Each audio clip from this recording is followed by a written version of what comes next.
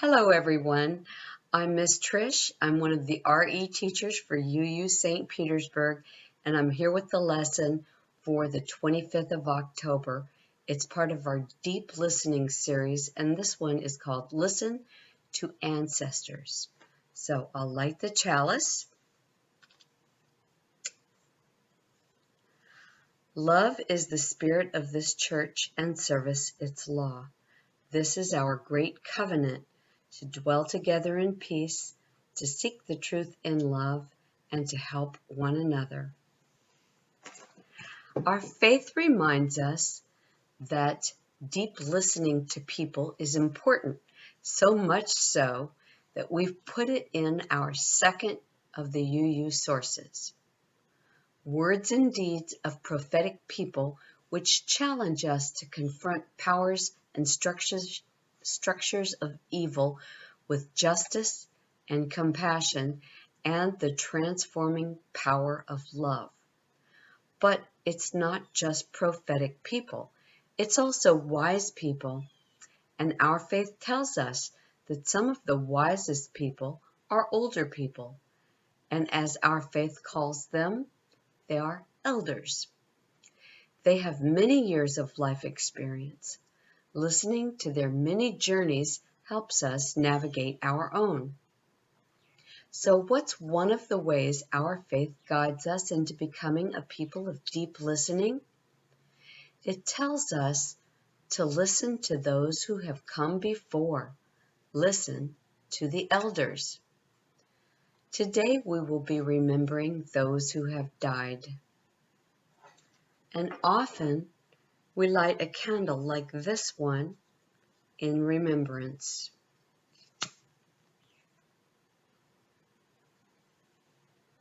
I light this votive candle as a way to honor those who have passed. I'm going to put it down.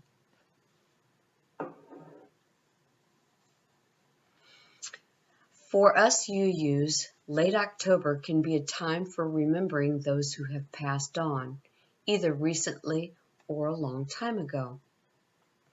UUs are not the only ones that use this time of year to think about those who have died. For instance, Halloween was born from Samhain, an ancient pagan holiday when the boundary between the living and the dead grows thin.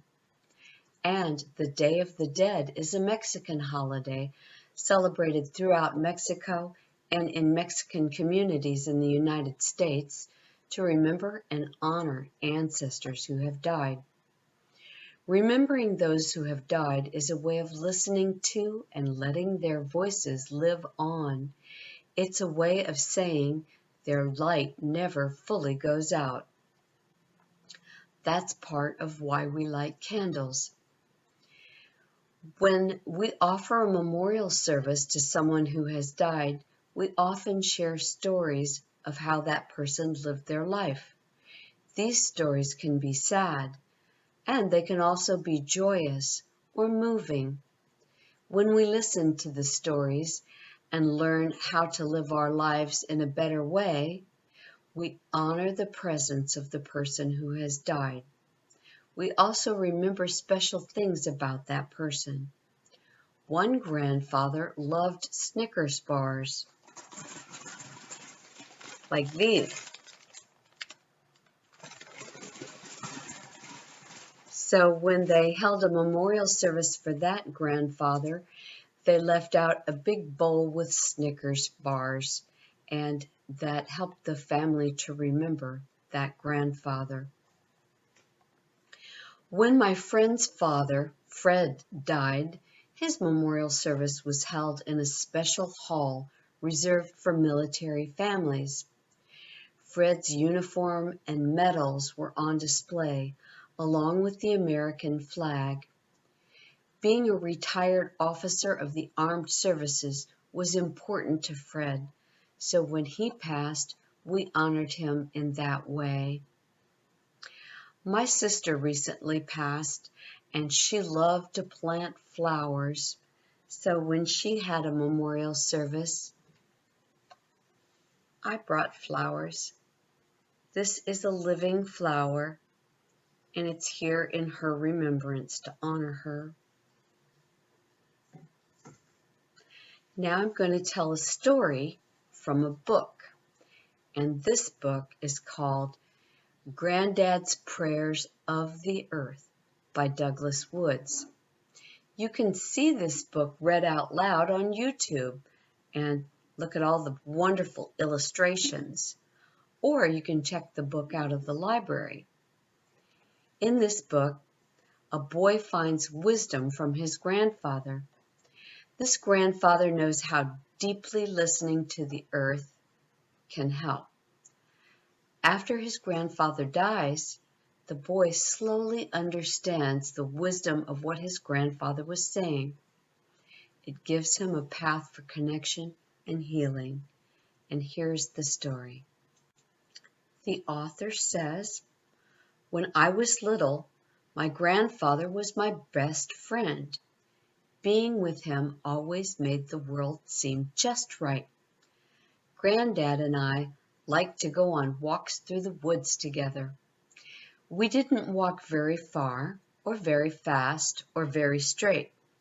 While we walked, I would ask him questions about things I wasn't sure of, like, 'Why is it, Granddad?' Or, 'What if?' And, 'Does it ever?' One day I asked my granddad about prayers. For a long time, Granddad was quiet. He didn't say anything until we came to the tallest trees in the forest, and then he answered with a question. 'Did you know that trees prayed?' I listened closely, but I couldn't hear them. 'See how they reach for the sky,' he said. 'They reach and reach for clouds and sun and the moon and stars. And what else is reaching for heaven but a prayer?' I thought about the trees and kept listening for them. And while I thought, I sat down on an old mossy rock. 'Rocks pray too,' Granddad said, 'and pebbles and boulders and old weathered hills pray. They're still and silent, and those are two important ways to pray.' I thought hard about rocks. I picked up a pebble and stuck it in my pocket.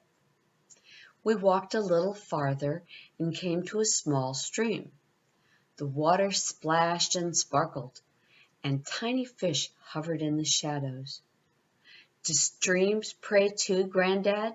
I asked. 'Streams pray too,' he answered, 'and lakes and rivers and waters of all kinds. Sometimes they pray silently like the rocks. They lie still and calm, reflecting clouds and birds and sunsets and the first evening star. Sometimes they pray with movement, flowing across the face of the earth, giving themselves to the ocean, giving themselves to the sky, then beginning their journey all over again. Sometimes waters pray with laughter, chuckling to their friends the rocks, and sometimes they pray by dancing, leaping into the air, and falling back again. These are all ways to pray,' said Granddad, 'but there are more. Tall grass prays as it waves its arms beneath the sky, and flowers pray as they breathe their sweetness into the air. The wind prays as it whispers and moans and sighs. It's saying a prayer and singing a hymn at the same time. A bird prays when it sings the first song of morning, and it prays in that silent moment just before it sings. And the robin's last song each sundown is an evening prayer.' 'All beings of the world pray,' said my granddad. As they slip through the forest like sparkling waters, or climb mountainsides, or soar into the clouds and burrow in the earth. Each living thing gives its beauty of life to all life. and that gift is its prayer. Then when we were quiet, my granddad and I, he sat watching something far away, and I was thinking of all that he had said about rocks and trees and grass and birds and flowers. Finally, I asked him to tell me about the prayers of people. Granddad smiled and ruffled my hair. People pray some of the most wonderful prayers, he said. Bending down to smell a flower can be a prayer, said my granddad. Quietly watching the sunrise, feeling the turning of the earth, and saying hello to a new day is one of the oldest prayers. Standing in the snowy woods on a winter day and watching your breath become part of the breath of the world is a way to pray. Making music or painting a picture can also be a prayer. Holding hands around the table with family and friends, remembering all that holds us together and giving thanks is one of the greatest prayers. Sometimes, said Granddad, people pray when they are sad or sick or lonely or have a problem too big to carry by themselves. They may say words they have learned from their fathers or mothers or granddad or great-grandmothers. Often they must find their own words. The important thing to remember is that the words will always be right if they are real and true and come from the heart. We walked far enough, and Granddad said it was time to go back. But I had one last question. Are our prayers answered, Granddad? I asked. Granddad smiled. Most prayers are not really questions, and if we listen very closely, a prayer often has its own answer. Like the trees and the wind and the waters, we pray because we are here, not to change the world, but to change ourselves, because it is when we change ourselves that the world is changed.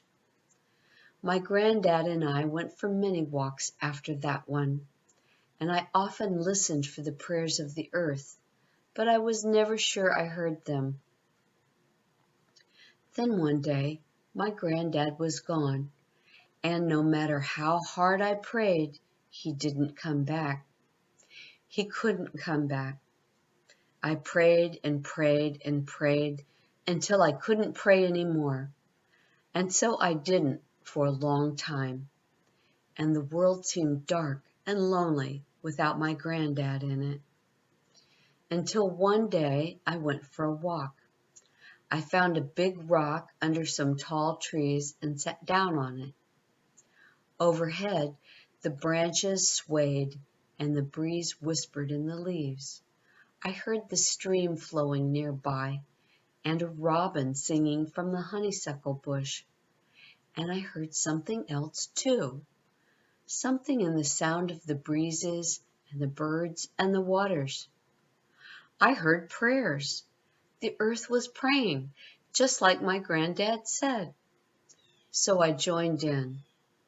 Thank you, I said, for the tall trees and sweet flowers and little rocks and singing birds, and especially for my granddad.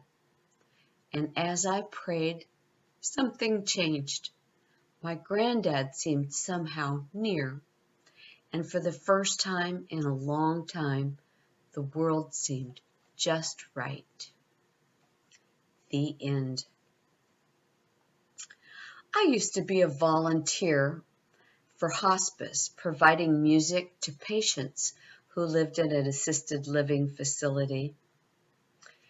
And I would go into them and sing songs with my friends. And we knew that their lives were very near the end, even when we first met them. And eventually, they all passed away. And while we volunteers were very sad to see them go, we were also very glad to have had the chance to get to know them and honored to serve them and to be there with them. And from my experience as a hospice volunteer, I learned that life is very precious, even the life of the very old and the dying, and that our presence can make life richer for all of us. So now I'm going to get us ready to pass the microphone to Miss Jeanay so that she can do the meditation for us. So I'm going to say goodbye, namaste. I'm happy to have been with you and to provide this service. And I hope to see all of you again soon. This song is called Listen, Listen, Listen to My Heart's Song.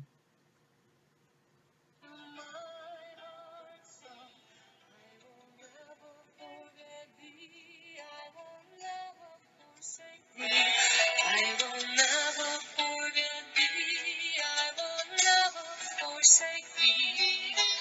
Listen, listen, listen to my heart's song.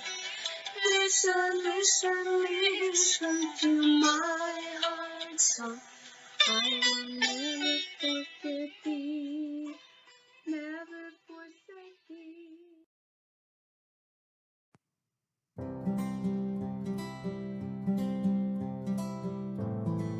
I invite you to move into our meditation position. Sit comfortably in your chair or on the floor. Put your hands on your lap or on your knees. Sit up nice and tall and focus your eyes in front of you. Find your breath breathing in your body by taking one breath in through your nose and slowly breathing it out of your mouth. Hi, I'm Jeanay Johnson, and I'm the RE and Communications Coordinator here at Unitarian Universalist Church in St. Pete, Florida. And we're going right into our mindfulness meditation, so I hope you are nice and centered in your spaces and you are ready to go. So, when we think of those who have died long ago, or more recently, one way to remember them is to imagine them now through our memories. Memories are the stories about the person and the wisdom we were given from that person, their life and their words, their actions and their choices. We are made strong for our own lives when we listen to what we have learned from that person's life. Now listen now to this chant. I'm going to play a chant for you. While listening, draw a picture in your memory of a loved one and share and think about basically how you love them and how they love you. Think about the best the enrichment parts of who they are to you. Remember, animals are also loved ones, so it's great if you draw them too. For me, my animal that passed away, his name was Riley. His full name was Riley Twinkle Toes McGee III, aka Bandit. He was a Siamese kitten and super sweetheart, but he did fall ill because I did find him off the side of the road, and it was just some things that the doctors couldn't catch. But the love that we shared for one another, I still have that very near and dear because he was my sweet boy. He was my big boy. So I myself I've worked in hospice settings before. And I have worked with people, and one day the person's in bed and I'm helping them get showered and clothed and cleaned, and the next day the bed is empty because they have passed on. The one thing that I've learned about so many people that have passed on before me is one thing that they all ring true and they all agree with each other, even though they have no idea who each other are. They agree that do what you can do for yourself now. Don't wait until you're older and you're not able to, but while you're spriteful, go for it. If you have a goal, go for it. If you have an idea, something that needs to be created, go for it. Because the one thing that I hear from older people that's in the space of transitioning is another word to say they're going to be going from living to deceased. So in that space of transitioning, they have vocalized, they have said that one thing that they wanted to do was anything that they wanted to do. They wanted to travel. One thing I've heard a few times is, if you're sorry about something, say sorry. If something, not to say is your fault, but if there's something that can be changed about a situation where words are not being said, but they really should, these people have always said, speak up. Because you never know. We never know. We really don't. So, I also want to share with you guys, let's think about it. What holiday is coming up that actually recognizes and celebrates the deceased? Now, I know that might come off kind of weird, celebrating the deceased. What? However, the deceased is also a part of our living space. This is our part of what happens with all of us eventually one day, because before we were here, we weren't here. And after we are gone, we won't be here anymore, right? Super interesting how this is, because we are just here. We're just being. We're just moving around one another, learning about this whole space and what that really even means. So I want you guys to take that, explore that.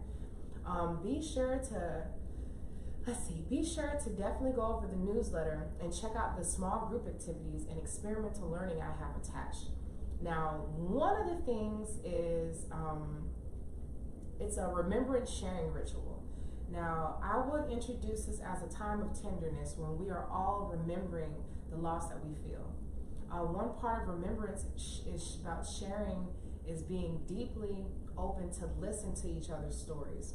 So listening to someone and really just allowing them to speak is another way you can be a people of deep listening. And that is the theme of this month, right? So just taking that time. So I invite your families to find photos or any type of objects that have memories, that reminds them of someone, a being or a pet that has died. One by one, I want each child to share the short description of who they are missing. So I want them to share what's meant to them that that person has done for them. Also, explain that the wisdom and memories that outlive a person or a pet, that is their legacy. Okay? So afterwards, you can give your child a candle or a sticker or something. But learning how to listen deeply to each other helps by sharing the universal experience of loss. It helps us know that we are not alone. One of those things that I want to speak about, the universal experience of loss. One thing that does happen when somebody passes away whom we love, we don't actually see them anymore. But it's not entirely a loss. It is part of our experience to go on one day. Now, however that is worded with your families, it's totally up to you how to share with your kids. So, I hope you guys check out the newsletter and see the nice activities that I've attached to it. And I hope to see you all next week for the drive-through trunk or treat and food drive. All right, guys, I'll see you later. Bye.